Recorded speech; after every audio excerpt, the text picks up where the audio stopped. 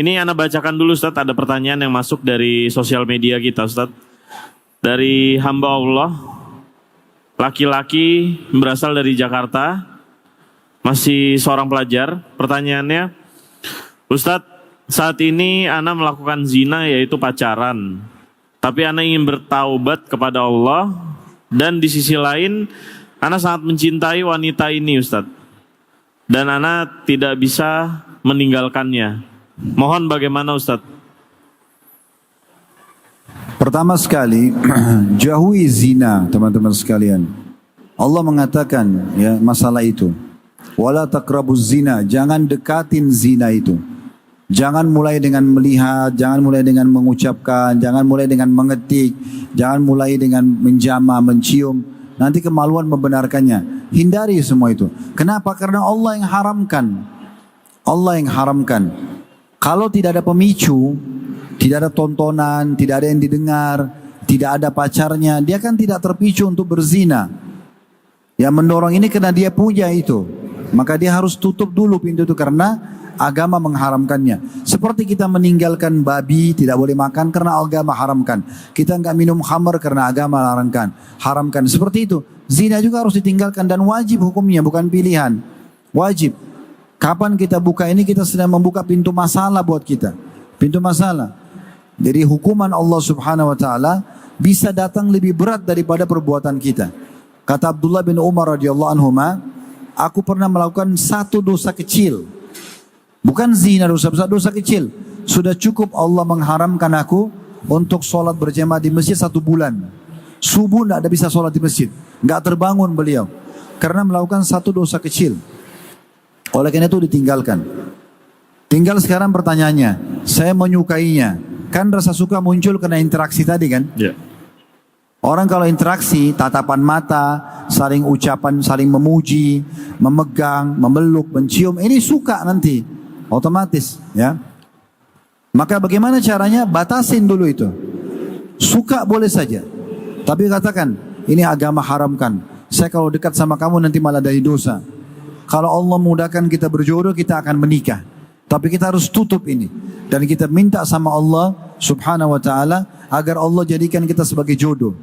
Nah setelah itu komitmen, jaga jarak. Supaya jangan terbuka pintu dosa itu. Bisa saja teman-teman, dengan kita meninggalkan perbuatan dosa itu memang Allah jadikan sebagai jodohnya. Begitu. Ya. Banyak sekali kisah berhubungan dengan masalah ini. Bagaimana mereka meninggalkan perzinahan, dua-duanya karena takut sama Allah, akhirnya Allah jadikan jodohnya. Menikah akhirnya. Dan berapa banyak orang karena alasan suka, mereka berzina, sudah saling suka, akhirnya karena zina itu Allah buat keluarga mereka dua-duanya bersikukuh tidak mau menikahkan. Jadi sulit dipisahkan dengan secara paksa. Padahal mereka saling suka. Karena efek daripada dosa mereka. Jadi efeknya ada, lebih baik ditinggalkan dan mohon kepada Allah SWT agar memang dijadikan ini sebagai jodohnya. Ya. Baik Ustaz. Pertanyaan berikutnya Ustaz dari teman kita salah satu yang ada di sini. Assalamualaikum warahmatullahi wabarakatuh. Perkenalkan nama saya Reza. Saya ingin bertanya Ustaz, bagaimana jika saya menikah tanpa restu orang tua bagi orang khususnya untuk laki-laki? Selain itu karena orang tua saya masih cenderung menjadikan prestasi dunia sebagai patokan. Lalu bagaimana saya harus memberitahu mereka agar mereka masih mau menerimanya? Tafadhol Ustaz. Pertama berdoa. Umar bin Khattab berkata radhiyallahu anhu, saya pernah berselisih pendapat dengan Bilal dalam masalah harta rampasan perang Persia. Waktu itu Umar bin Khattab berharap tidak semuanya dibagi kepada mujahidin, apa yang sudah direbut di Persia, tapi diajak kerjasama dengan penduduk setempat. Bilal enggak setuju.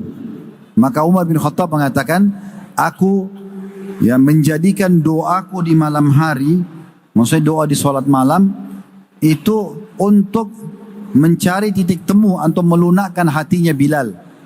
Maka Umar bin Khattab pun berdoa di malam hari. Esok harinya Bilal memberitakan kalau hatinya sudah bisa menerima pendapat Umar. Jadi berdoa, minta kepada Allah SWT agar Allah jadikan apa yang kita harapkan itu bisa. Allah lunakkan hati orang tua. Saya ingin berbagi sebuah kisah di Yaman. Ini kisah nyata terjadi di Yaman. Ada satu anak muda, bujang, ya, dia buta, matanya buta.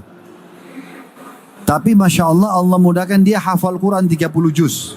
Maka dia bilang sama orang tuanya, waktu dia sudah berumur kalau tidak salah 20 tahun atau 19 tahun. Dia bilang, ayah saya mau menikah.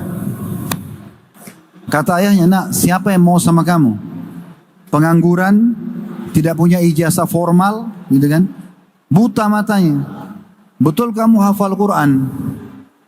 Karena mendengar jawaban orang tuanya, dia merasa seakan-akan orang tuanya tidak memberikan harapan kepada dia. Maka yang terjadi dia berdoa. Di ceritanya tuh dia katakan saya berdoa selama sebulan. Selalu minta, ya Allah buktikanlah lunakkanlah hati kedua orang tua saya agar saya bisa menikah. Dan mudahkan saya untuk mendapatkan istri yang terbaik. Orang yang paling cantik, orang yang paling kaya, orang yang paling berwibawa. Maksudnya keluarganya baik, bagus jalur nasabnya. Dia berdoa terus. Subhanallah, setelah sebulan dia berdoa, ini kisah nyata ya. Setelah sebulan dia berdoa, maka tiba-tiba saja dia bermimpi. Dalam mimpinya itu dia dengarkan suara, engkau akan menikah dengan Fulana binti Fulan. Disebutkan nama perempuan itu, nama orang tuanya, dan dia tinggal di kota seberang ini. Maksudnya ada kota selain kotanya dia. Itu akan jadi jodohmu. Allah terima doanya dan Allah akan jadikan perempuan itu sebagai jodohnya. Maka keesokan harinya, pada saat dia bangun, dia bilang sama ayahnya, ayah, ada enggak kota namanya kota ini di negeri Yaman ini? Kata ayahnya ada. Itu kota di seberang kota kita. Setelah kota kita itu, kayak misalnya Jakarta itu Depok gitu. Maka kata anak laki-laki ini, apakah di sana ada seseorang tokoh masyarakat yang bernama Fulan, namanya ayahnya si perempuan ini? Katanya ada. Itu orang paling kaya di kota sana. Kata anak yang buta ini, apakah dia punya anak bernama Fulana? Nama perempuan? Kata ayahnya ada. Itu terkenal paling cantik. Ya. Maka kata anaknya yang buta ini, ayah lamarkan buat saya. Dia kata ayahnya, nak kamu sudah gila. Ini perempuan paling cantik, perempuan paling pintar, berwibawa jalur nasabnya sangat tinggi, ayahnya tokoh masyarakat, orang kaya raya. Kita siapa gitu? Kata dia, ayah, saya mimpi semalam. Anda tahu dari mana saya tahu nama kota itu? Saya kan tidak pernah tahu. Kata ayahnya, tidak, dari mimpi saya. Anda tahu dari mana saya tahu namanya ayahnya perempuan itu? Ayah bilang tidak, dari mimpi saya. Anda tahu dari mana saya tahu namanya perempuan itu? Katanya tidak, dari mimpi saya. Dan dalam mimpi saya setelah sebulan saya berdoa agar diberikan jodoh, maka yang datang adalah hasil mimpi itu. Katanya baiklah kalau gitu. Kita coba melamar, tapi ini kita sedang mempertaruhkan nama baik keluarga kita. 90% kita ditolak nih. Karena perempuan ini terkenal, sudah banyak yang lamar tapi selalu ditolak nih. Hingga cerita mereka pergilah ke kota itu, minta izin ketemulah sama keluarga itu. Disambut sama orang kaya yang sedang dituju. Setelah memperkenalkan diri segala macam, ayah, anak laki-laki yang buta ini mengatakan, ini anak saya namanya Fulan, dia buta matanya, dia tidak punya kerjaan, cuma tinggal di rumah bersama kami, tapi alhamdulillah dia hafal Quran 30 juz. Kami ada niat baik datang sini dan kami terus terang mempertaruhkan nama keluarga kami. Kami khawatir tertolak. Dia ingin sekali melamar anak Anda. Yang luar biasanya, tiba-tiba ayahnya si anak perempuan ini bilang, saya terima lamarannya. Maka si ayah laki-laki yang buta ini bilang, kok bisa Anda terima lamaran anak saya? Nggak ada ijazah formal, nggak ada pekerjaan, buta matanya. Kata ayahnya apa? Saya semalam mimpi, kalau hari ini akan datang seseorang yang melamar anakmu bernama Fulan dari kota ini, dan nama anakmu yang disebut, dan dari kota yang kamu berasal. Oleh karena itu saya yakin dengan mimpi saya. Kata ayahnya si perempuan ini. Cuma dia bilang, saya belum cerita sama anak saya. Saya akan tanya dulu anak saya. Ditanya anak perempuannya, ayahnya mulai merayu dengan baik. Nah, ini ada orang dari kampung sebelah bernama Fulan bin Fulan, dari keluarga baik-baik, tapi dia tidak punya ijazah formal. Dia juga bukan orang yang sempurna secara fisik karena buta. Tapi dia hafal Quran. Maka tiba-tiba kaget ayahnya ini karena si perempuan mengatakan, terima lamarannya ayah. Loh kok bisa? Selama ini kau nolak orang. Orang-orang kaya, orang tampan kamu tolak. Kenapa ini orang buta, ya cacat, kemudian orang miskin kamu mau terima? Kata anak perempuan itu apa? Saya semalam mimpi ayah, bahwasanya hari ini akan datang jodohmu yang terbaik, ya, yang bernama Fulan bin Fulan dari kampung sebelah. Maka karena itu diterima lamarannya. Dan dia menikah dengan wanita terbaik padahal dia cacat secara fisik. Jadi berdoa agar Allah lunakkan hati ayah dan ibu antum si penanya ini. Itu dulu yang pertama. Yang kedua, siapkan ya jawaban-jawaban praktis dan selalu berhubungan dengan agama. Misalnya, pasti ayah atau ibu akan tanya, kenapa kau mau nikah cepat nak? Kan butuh jawaban. Jawabannya gak usah bertele-tele, praktis. Saya takut berzina. Saya kadang-kadang kalau di sekolah ada lawan jenis, saya takut terjerumus. Kalau saya buat zina kan ayah sama ibu juga bisa tanggung dosanya. Sementara menikah sunnah. Jawaban praktis. Ditanya lagi, kira-kira nanti kau akan hidupi istrimu dari mana? Kan saya wajib memberikan nafkah harian. Ya, laki-laki itu hanya wajib memberikan nafkah harian, bukan bulanan ya. Jadi kalau ada suami memberikan istrinya dari awal bulan untuk 1 bulan ke depan, itu kebaikan yang luar biasa. Karena kalau di pertengahan bulan sang suami meninggal, berarti dia sudah memberikan lebih nafkah 2 minggu ke depan. Yang wajib per hari. Per hari. Saya wajib memberikan per hari. Dan saya tinggal tambah 1 porsi makan buat istri saya. Tapi saya aman. Gitu kan? Kemudian juga sentuh ya sisi keorangtuaan mereka. Saya karena menghormati ayah dan ibu, maka saya sengaja minta izin baik-baik. Saya tidak ingin melangkah, walaupun laki-laki tidak butuh wali misalnya, ya. Jadi kita berdoa, kemudian siapkan jawaban-jawaban praktis. Yang ketiga, kalau mau lebih sempurna, usahakan sudah punya calon. Yang calon ini kira-kira tidak asing bagi kedua orang tua kita. Misalnya anak paman, anak tante, sepupu misalnya, anak tetangga, anaknya temannya, orang tua kita, supaya mereka tidak asing. Ada anaknya si fulan ayah, ada anaknya paman ini, anaknya tante ini. Mungkin bisa ditanyakan, kalau mereka terima alhamdulillah. Nah begitu. Kemudian berikan yang terakhir janji, saya tidak akan susahkan orang tua. Saya tidak akan susahkan. Saya akan berusaha menafkahi diri saya dan istri saya juga. Insya Allah dengan itu Allah mudahkan. Masya Allah. Baik. Ini sepertinya suami-suami di sini baik-baik ya Ustadz ya, karena di Indonesia ini rata-rata kasih nafkah bulanan Ustadz. Oh iya, itu berarti sudah buat kebaikan luar biasa. Masya Allah. Baik Ustadz, namanya Fahmi Ustadz. Umur saya 33 tahun. Ini terkait bahagia dengan menikah Ustadz. Saya bahagia dengan pernikahan yang sekarang, tapi saya yakin akan lebih bahagia lagi jika diizinkan poligami Ustaz. Dia bisa jamin gitu ya kalau poligami bisa lebih bahagia. Apa kiat-kiat supaya saya bisa sukses menjalani poligami Ustaz? Tafadhol Ustaz. Saya balik bertanya dulu kepada penanya ini. Apa alasan antum mengatakan antum lebih bahagia dengan poligami? Apa tolok ukurnya? Kan kalau bahagia itu berarti sudah mencoba baru bahagia kan? Sekarang saya sudah sukses dalam usaha saya bahagia. Yeah. Saya sudah sukses, kan gitu. Sudah sukses baru saya bahagia. Sekarang belum mencobanya. Itu dulu. Kemudian yang kedua, teman-teman sekalian, fahami poligami itu adalah bab tertinggi dalam bab nikah. Bab tertinggi. Untuk melangkah ke sana, ini butuh ilmunya.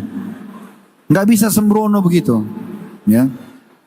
Kadang-kadang kalau ikhwah tanya saya, Ustaz, kan laki-laki tidak perlu izin istri. Saya mau poligami saja. Saya tanya balik, antum ini mau poligami jangka pendek atau jangka panjang? Kok bisa Ustaz? Iya. Kalau jangka pendek, suka seorang wanita daripada zina menikah, tapi tanpa istri pertama tahu. Ini jadi masalah ini. Ini seperti akan menjadi bom waktu setiap saat. Karena nanti akan, kalau ketahuan, cuma dua keadaan. Bertahan dalam kondisi terhina, ya, karena akan ada kata-kata yang tidak enak, dan kita sebagai laki-laki punya kepribadian, kepemimpinan, nggak mungkin bisa terima kalau dihina. Ribut. Atau cerai salah satunya. Menceraikan istri lama. Sayang karena sudah sekian tahun mengabdi. Menceraikan yang baru. Salahnya apa? Atau melangkah dengan poligami yang sehat. Bagaimana caranya? Ini harus sama-sama rangkul pasangan. Punya ilmunya dulu. Dalami ilmu agama bersama-sama. Kuatkan secara keimanan. Baru kemudian kita melangkah ke sana sambil memohon kepada Allah Subhanahu wa ta'ala. Kalau dua-duanya sudah mapan secara keimanan, maka insya Allah dengan sendirinya Allah mudahkan. Apalagi kalau dia sudah sering berdoa kepada Allah agar dimudahkan. Saya sebagai seorang praktisi poligami, yang saya lakukan, saya sering berdoa sama Allah. Ya Allah, mudahkanlah poligami itu dengan caranya Allah. Maka Allah betul mudahkan dengan caranya, bukan dengan cara saya. Allah yang punya cara dengan itu. Tapi saya melihat memang kita harus sukses dulu nih di yang pertama. Betul-betul sudah maksimal dalam memberikan nafkah, perlindungan, menjalankan tugas kita, kewajiban, baru kemudian melangkah ke pintu itu tentunya. Ya. Baik Ustaz. Pertanyaan berikutnya Ustaz. Saya seorang pemuda Ustaz. Saya sering memimpikan wanita idaman saya Ustaz. Apakah itu satu pertanda bahwa dia adalah jodoh saya? Coba diulangi. Jadi pemuda ini mengidolakan seseorang wanita. Nah dia sering tiap tidur suka mimpiin wanita itu Ustaz. Apakah itu satu petanda bahwa itu Karena adalah dia jodoh? bayangin terus. Makanya dia mimpi. Nggak usah dibayangin yang belum jadi milik. Ya. Jadi nggak bisa kita jadikan patokan. Sekarang kalau antum suka lihat seorang artis Korea misalnya, terus antum hanya mimpi dia, apakah itu pertanda dia jodoh antum? Enggak. Ya? Itu bahaya sekali itu, karena nanti kalau kapan dia nikah sama orang lain antum kecewa. Jangan begitu poinnya. Makanya dalam Islam disuruh gudul basar, turunkan pandangan mata. Salah satu hikmahnya itu supaya kita tidak membayangkan yang aneh-aneh gitu. Ya. Kalau kita sudah mau menikah, suka dengan seseorang, sampaikan. Tapi dengan cara syar'i. Saya suka Anda, saya mau menikah. Bagaimana saya bisa ketemu walinya? Gentle sebagai laki-laki, datang temuin, ungkapin. Ya begitu. Baik Ustaz. Pertanyaan berikutnya Ustaz. Pertanyaan dari seorang laki-laki Ustaz. Ustaz mohon tipsnya bagaimana agar saya bisa membahagiakan seorang istri. Karena istri saya suka dikit-dikit ngambek Ustaz. Ini istri yang suka ngambek dari syaitan. Suami yang suka tersinggung dari syaitan. Nggak boleh. Kenapa ngambek-ngambekan?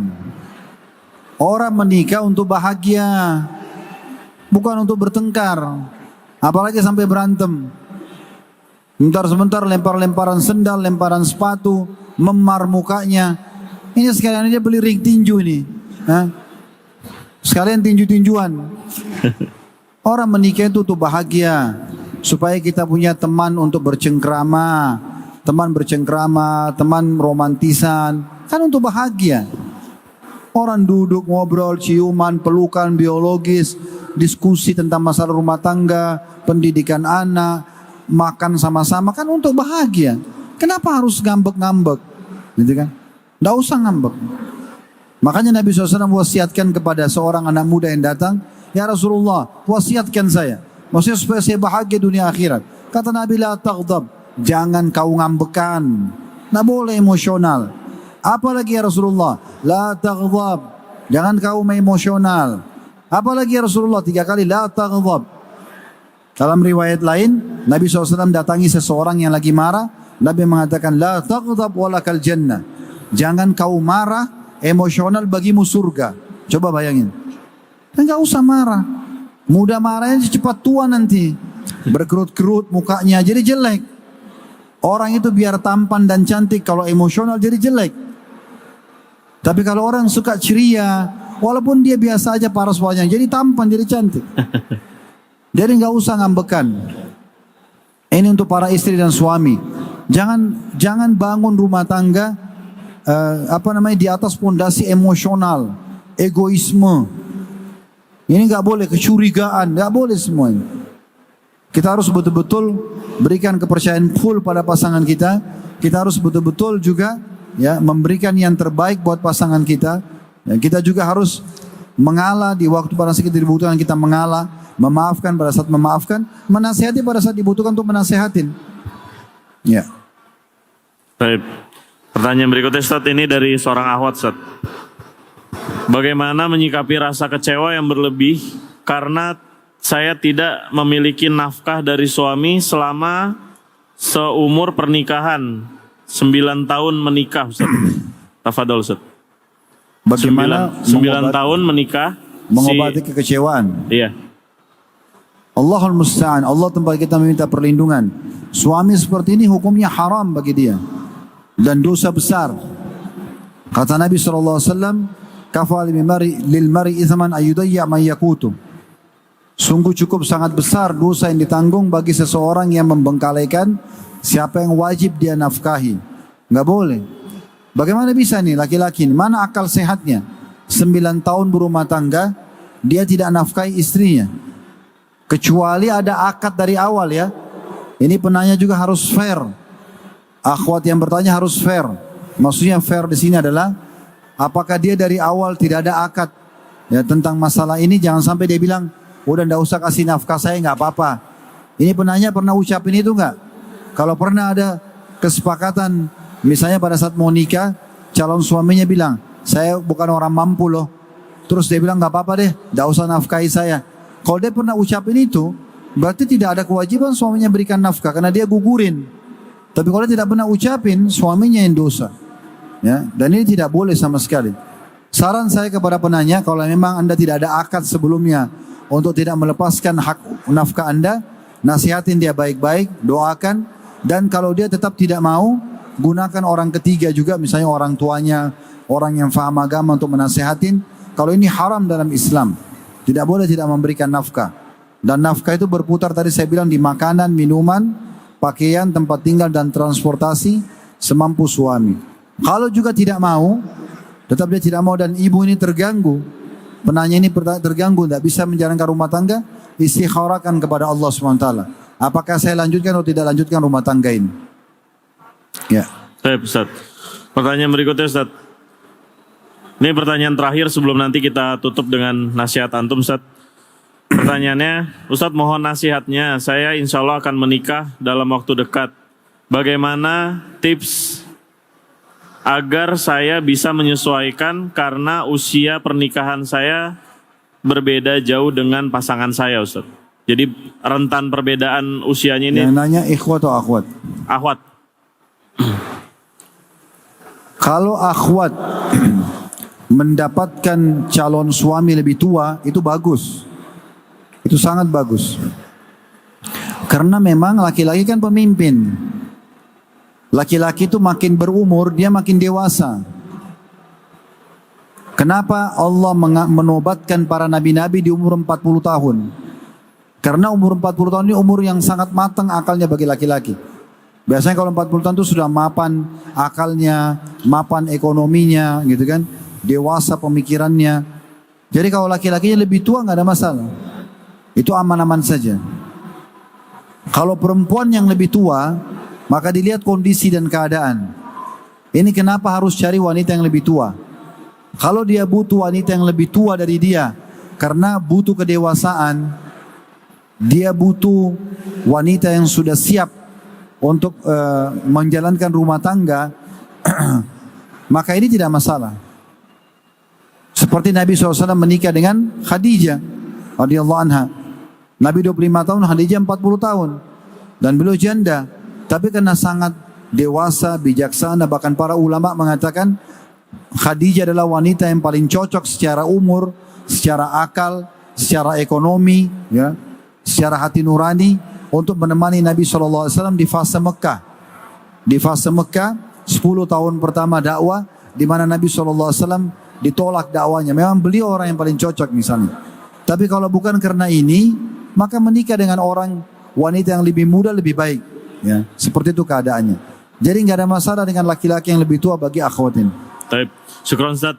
Mungkin untuk teman-teman yang pertanyaannya qadarullah belum sempat kita bacakan, mungkin insya Allah nanti akan kita angkat di sesi lain.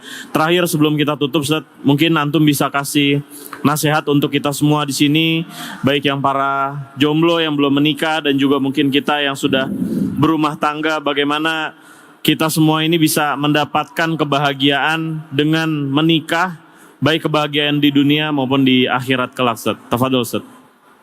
Mungkin sama dengan tadi ya, tapi saya pertegas saja. Jadi yang pertama, niatkan pernikahan karena ibadah. Orang kalau niatnya ibadah, maka dia akan mudah melalui suka dukanya. Contoh misalnya, bagi teman-teman yang pergi haji, haji itu biayanya besar, jaraknya jauh perjalanan, waktu yang dibutuhkan juga lama. Tapi kalau orang ikhlas, haji itu dikerjakan karena Allah, dia akan penasaran untuk selalu mengulanginya. Dan pada saat ditanya, mau haji lagi tak? Iya mau haji lagi. Padahal biayanya besar. Orang pergi jihad, berat, tinggalkan keluarga segala macam. Tapi pada saat itu dikumandangkan dan memang benar sesuai dengan syariat, lalu dia pergi. Enggak ada orang yang pulang dari jihad terus tidak mau pergi lagi. Sahabat setelah perang Badar penasaran dengan perang Uhud. Setelah itu berhadapan dengan musuh di perang Khandaq, di perang Khaybar, Bani Mustalik, di Fathi Makkah, Hunain, Tabuk, semua mereka hadiri. Apa yang memotivasi sahabat untuk mengulanginya? Karena memang mereka niatkan ibadah. Nah sama dengan menikah. Kalau niatnya ibadah, kita akan bisa lebih mudah memahami kekurangan pasangan. Kita akan bisa merangkul dia untuk menyempurnakan kekurangannya, ya, memaafkan kesalahannya, kemudian mendukung program-programnya dan seterusnya. Jadi itu yang pertama, diniatkan karena ibadah.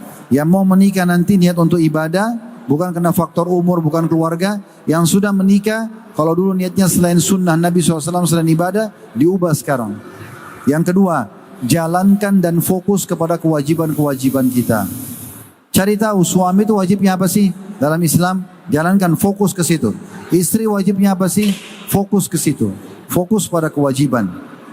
Yang ketiga, ya, selalu membuka lembaran-lembaran pintu baru, lembaran baru dalam hidup kita. Kita setiap hari ta'aruf tadi saya bilang, maka butuh membuka lembaran-lembaran baru dalam kehidupan kita.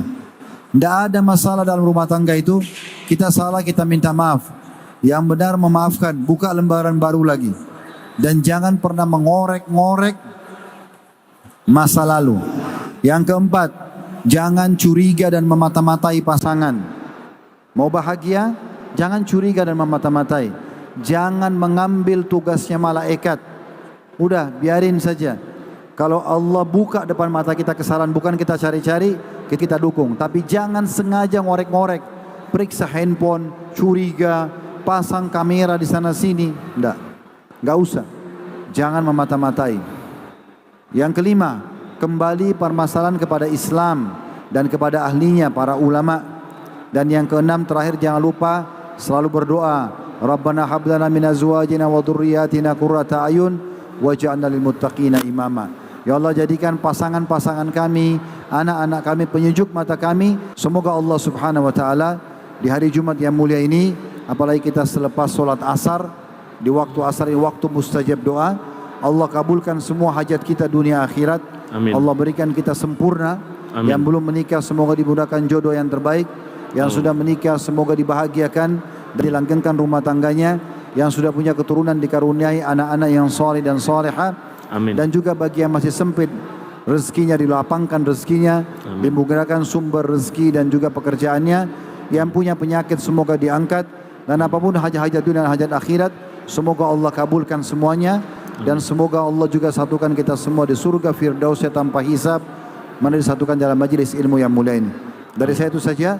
Subhanakallahumma bihamdika asyhadu an la ilaha illa anta astaghfiruka wa atubu ilaik. Wassalamualaikum warahmatullahi wabarakatuh.